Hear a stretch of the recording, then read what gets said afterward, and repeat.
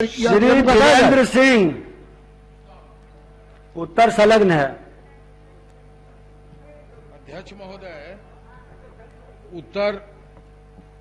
महोदय उत्तर से संतुष्ट नहीं है। अध्यक्ष महोदय आप पूरक पूछिए, आपकी संतुष्टि फिर सरकार करेगी। पूरक पूछिए। आपके माध्यम से जानना चाहते हैं अध्यक्ष महोदय कि भट्ठा ईंट भट्ठा के बगल में ही महादलितों का गांव है और उसके बगल में ही ईंट भट्ठे के बगल में स्कूल संचालित है, सरकारी स्कूल।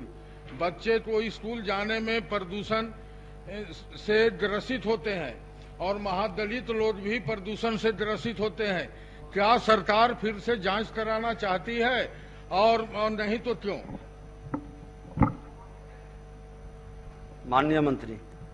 माननीय अध्यक्ष महोदय जी, माननीय सदस्य जी को हम धन्यवाद देना चाहते हैं कि दलित समाज को अपनी चिंता जाहिर किया है और खुद मैं दलित समाज से ही आता भी हूं।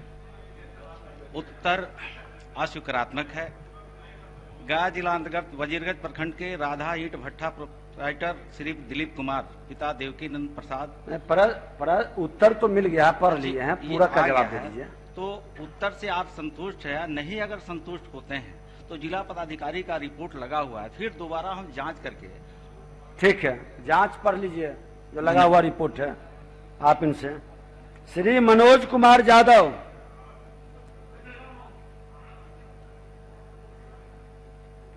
माननीय मंत्री शिक्षा विभाग।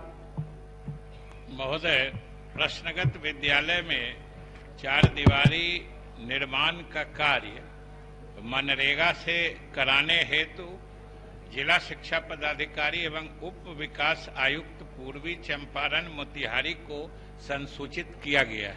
महोदय, अनुसूचित जाति से जुड़ा हुआ मामला है। बड़ा स्कूल बन के तैयार है और जो उत्तर आया है उसमें कोई पत्रांक दिनांक कुछ भी नहीं है। तो मंत्री महोदय से जानना चाह रहे हैं कि इसी वित्तीय वर्ष में करा दीजिएगा। जवाब गोल मटोल है। चलिए बैठ जाइए। श्री मुकेश कुमार यादव पुनः।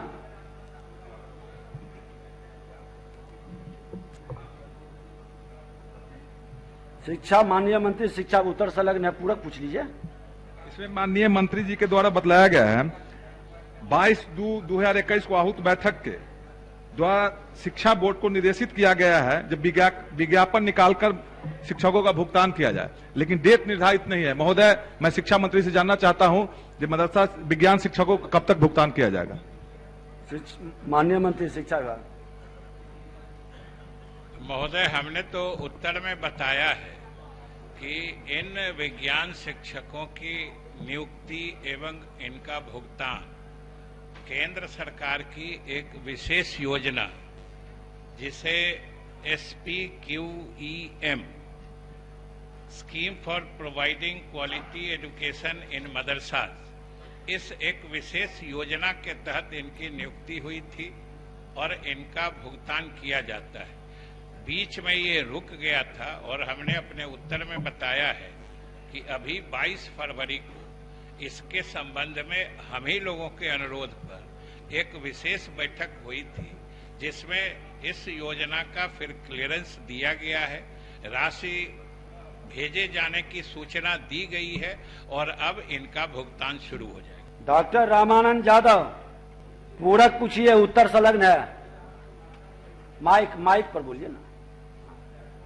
के माध्यम से मैं मंत्री जी से जानना चाहता हूं कि फतुहा प्रखंड में 7 विद्यालय उत्क्रमित हुए हैं। मौजीपुर, बुद्धूचक, कोलहर, डुमरी, दौलतपुर और ढीबर, लेकिन प्रश्न है 3 हाई स्कूल का, मौजीपुर, बुद्धूचक और कोलहर। तो मौजीपुर में छात्रों की संख्या मध्य विद्यालय में 400 है और उसमें एक हरिजन विद्यालय भी प्राथमिक टैग कर दिया गया। वहां लड़कों के बैठने की हॉल नहीं है, सिर्फ 5 रूम है जिसमें एक प्राचार्य बैठते हैं, 4 गो में छात्र लोग पढ़ते हैं और वहां पढ़ाई न होती और किसी स्कूल में प्रैक्टिकल की व्यवस्था न प्रतिनियुक्ति है। लेकिन मंत्री जी द्वारा बताया गया कि योग्यता अनुसार सभी विद्यालय में शिक्षक प्रतिनियुक्त हैं। मैं चुनौती देता हूं कि किसी स्कूल में प्रतिनियुक्त नहीं है, नहीं तो शिक्षा विषयवार आप बताया जाए कि किस स्कूल में कौन कौन शिक्षक किस विषय के हैं, मैं जानना चाहता हूं आपके ठीक माध्यम से है, मंत्री। माननीय मंत्री जी। महोदय, मैंने सिर्फ इतना बताया है उत्तर में कि हम लोगों ने प्रति विद्यालय 6 अलग अलग विषयों के पद के सृजन की स्वीकृति हम लोगों ने दी है और हम लोगों की नियुक्ति प्रक्रियाधीन है।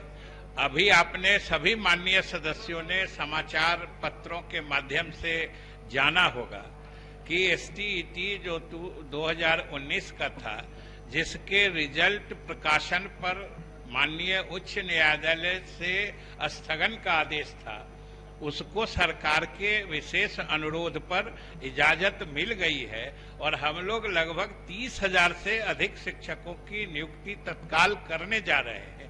और वो जो हमने कहा है कि वो उसमें अलग अलग विद्यालय के लिए अलग अलग कोई व्यवस्था नहीं की गई, या तो जिन विद्यालयों का उत्क्रमण किया गया है अगर उसमें से कोई पहले से योग्यताधारी शिक्षक थे तो उनसे पढ़ाई का काम लिया जाता है, वरना सरकार की तो मौलिक नीति है कि हम उन विद्यालयों में, उत्क्रमित विद्यालयों में अलग से पद सृजन जो हम लोगों ने किया है उस पर अभी ये रिजल्ट प्रकाशन पर रोक हटने की सूचना मिल गई है और हम लोग अविलंब नियुक्ति की कर रहे हैं। उसके बाद आपके इन तीनों विद्यालयों में शिक्षकों का पदस्थापन कर दिया जाएगा।